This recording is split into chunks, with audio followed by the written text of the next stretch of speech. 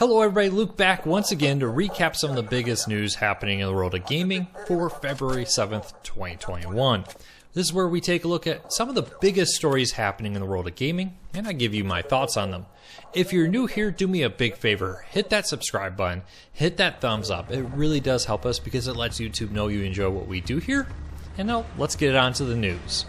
Alright, Star Wars has reportedly made EA $3 billion. This is a massive investment from EA, and they've sold 52 million units, according to the CEO, Andrew Wilson, who runs EA now.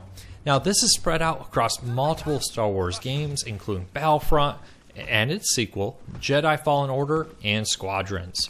Now, EA is just getting started in their licensing deal with Disney for Star Wars games that reportedly has covered all the costs for it and made $3 billion in revenue. Now, it's important to remember that's revenue, so you got to take out the cost of the games, manufacturing, marketing, shipping, and more. But it's probably pretty safe to say there's a healthy profit margin in that. Alright, jumping forward into another game franchise I love, Prince of Persia. The Sands of Time remake is delayed, unfortunately. Announced last year, the team behind it has announced that they are delaying the release because they really want to get it right. I fully support this when you're bringing back a franchise like Prince of Persia, which has been dormant for a while. It hasn't really had the same energy behind it that it had in the 90s, for example.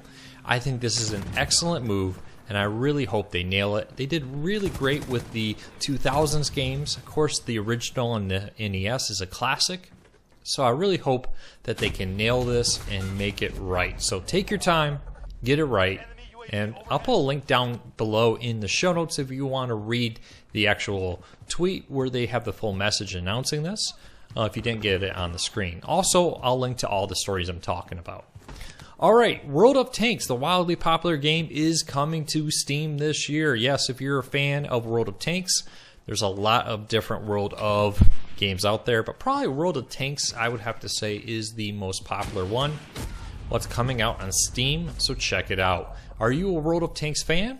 Let me know. If not, it's a great game where you build up your tanks, and instead of having a first-person shooter game, you have a massive MMO PC game out there to build your tanks up and fight other people in tanks. It's a lot of fun. Alright, Activision has more remasters in store for 2021. Activision's been going back to the well and digging up some of the best games they've done in the past. And now they're working on Crash Bandicoot, their trilogy there. Crash Bandicoot Racing, which is a great racing game that don't really get the attention that it deserves. Very much of a Mario Kart-esque type racing game. Tony Hawk Pro Skater 1 and 2. Spyro, the trilogy, which would be great. These are just some of the games that we've confirmed. They also mentioned a new Call of Duty games coming out this fall, but I think by this point we all expect a new Call of Duty game in the fall. Alright, Xbox Series X and S has reportedly shipped 3 million units. They are still very hard to get your hands on. I'm kind of having a hard time seeing. It really does feel that the PS5 is the clear winner right now. But Xbox is shipping 3 million units. Now, how many of those are sitting in a warehouse? Probably not many, but that does not necessarily mean they have sold 3 million units.